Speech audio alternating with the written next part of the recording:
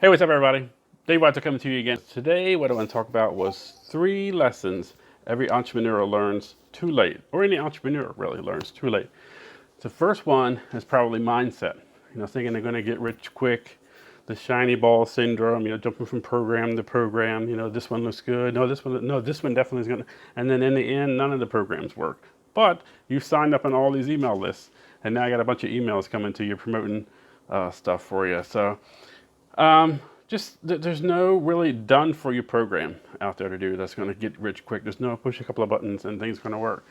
And this business takes work. There is some work.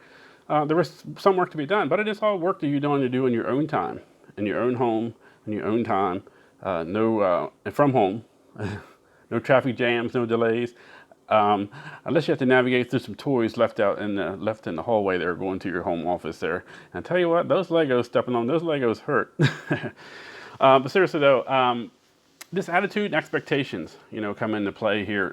Doing affirmations, doing dream boards. Having that stuff like out in front of you every day, kind of displaying it every day, seeing what your hopes and your dreams and everything that are coming to do. Because having those out and you see it, and doing affirmations and kind of speaking out speaking out as if it's so, speaking out as if it's already true, kind of thing, is all kind of things that kind of draws you kind of draws those things into your life in person, and goes and what else comes into play here?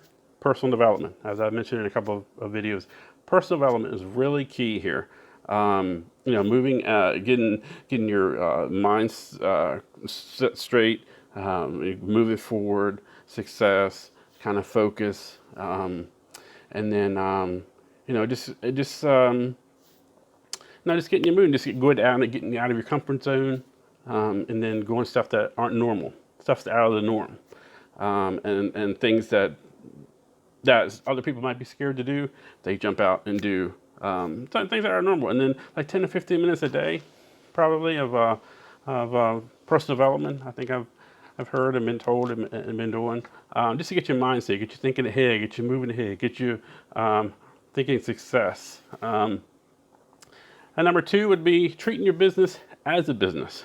If you're working like a hobby, you're going to get hobby results.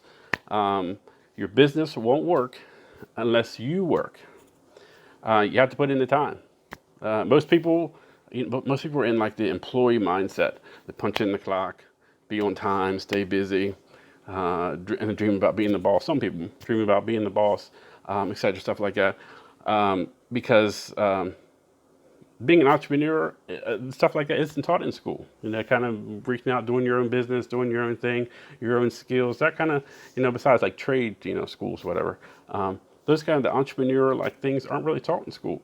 And the same thing, thing parlays into your business. You're a solopreneur, and you have to be the boss and the employee also. But sometimes it's not as easy as it looks. But for some people it might be.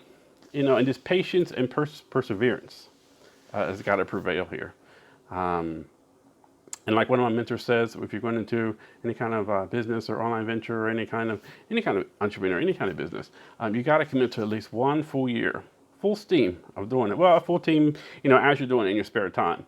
If it's like your side gig thing you're doing in the beginning or whatever, probably almost half of the online business or half of the entrepreneur business things that are getting done and are kind of like side gig things that people are doing on the side, on the spare time, the days they're off, the hours that they're off before they go to work or after work, because putting the time up front and just powering through it and just doing it is what's going to show you the fruits of your labor later on, and they're going to bear fruit, and your business is going to possibly surpass your source of income you have now, your job. And number 3 would be success is on the other side of fear. Just jumping through the fear. Don't give up easy. People. Most people, that's just like in a few weeks, they don't see any results or the results that they're looking for as quick as they're looking for. Then they give up and no, that didn't work. But you got to just persevere. You got to stick with it. Success doesn't come if it doesn't come on your timetable. You just got to keep powering through it. Because it comes through. It's got to remember this is a marathon. It's not a race. You're not doing a 100-yard dash. Which leads me right to number 4, which is kind of our meat here. Is this takes time to grow your business? It takes time. As in the beginning, your skills, you may need to acquire skills for your business. Focus on learning those skills: marketing, advertising, study writing, good aspiring, curiosity posts and blog posts. Learning more about public speaking. Public speaking is something that you're looking for. If that's involved in a lot of your business. Study good explanations about how you do what your business is. How do you do your business? Product displays, demos. After all, marketing is your business. It's the main key of your business is marketing. Getting the word out there, letting people know you're in business, letting people know what you're doing, kind of thing. And there's different avenues of marketing as far as your advertising, online, on Facebook, on Twitter, Reddit, Instagram, any kind of offline marketing, anything you're doing. Just getting the word out there, just letting people know that you're in business. And one important tip I think is very important to do is you got to work with a mentor. You got to work with somebody. You got to work with somebody who's already been there, who's already been on that path that you're looking for. Somebody who, if you're, getting started, and they already know what they've done in the past, what worked, what didn't work. They already know. They can lead you in the path. Now, it's ultimately going to be up to you whether you take the suggestions and the guidance and everything that they give you. It's ultimately going to be on you if you take it. Smart thing would be listen up to them, because they've already traveled that path. They already know. They've already surefire have probably documented.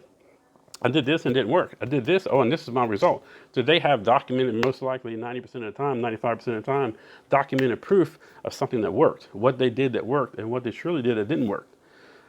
So it's got to practice. It's like a practice. They know what they've done. They know what they didn't. They know what they didn't do. They know what worked, what didn't work. And number 5's got to be, you got to learn that you're in the business of serving people. This is a serving people business. You want to, how can I serve you? How can I help you?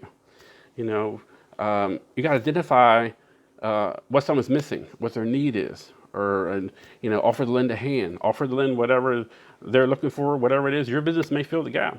It might be what they need. And remember, people join people. People don't join businesses. People join people. And you may be the one that had the key to what they need. The secret sauce, the one key, the secret sauce to that is building a reputation of know, like, and trust. Somebody really got to know, like, and trust you. And then sometimes that takes a period of time. The know, like, and trust before they say semi used to you, and then they're going to trust you enough to take a look at your service, or look at your business, or your whatever entrepreneur, whatever your business, type in. They may take a look at it, because they're always going to be skeptical. They're going to wonder about you. They're going to be, when you're generally in it, whether you're generally going to help them, or you're just in for a quick buck, just to help them out real quick, just so you can make some money. They're always going to be skeptical. So you just always want to be out there. And again, just with the how can I help? And not think about the money all the time, and not think about, money aspect of your business. You got to think about the reinvesting and, putting back in your business and all that. You got to think about all that, especially in the beginning. But you just want to, put the customer out first. And when your business will start to flourish is when you start thinking about the customer, putting them first, helping them. How can you help them? That type of thing. Because what will happen is they'll tell folks. They'll tell their friends and their family, and when they get to know you, like, and you, trust you, and everything for somebody else, the next person will be easier, because whoever you've already helped, you helped them, they became your buddy. You were say, wow, he really did help me. That's pretty neat. Then they're going to tell somebody, and that's when you're going to start building your brand. And building your brand, you always want to, like I mentioned, you want to reinvest back in your business. Keep going, keep plugging, keep reinvesting back in your business. I know in the beginning it's going to seem like you're not making a lot of headway as far as you're creeping up the ladder. And again, it's going to go back to, you may not think you're moving as fast as you were, but it may be sometime in the beginning that you don't see a lot happen. But you have to keep plugging away. But as your brand grows, your fruits of your labor will begin to show. And you just got to keep going. Keep plugging away and just keep going until. So thanks for watching. I appreciate it.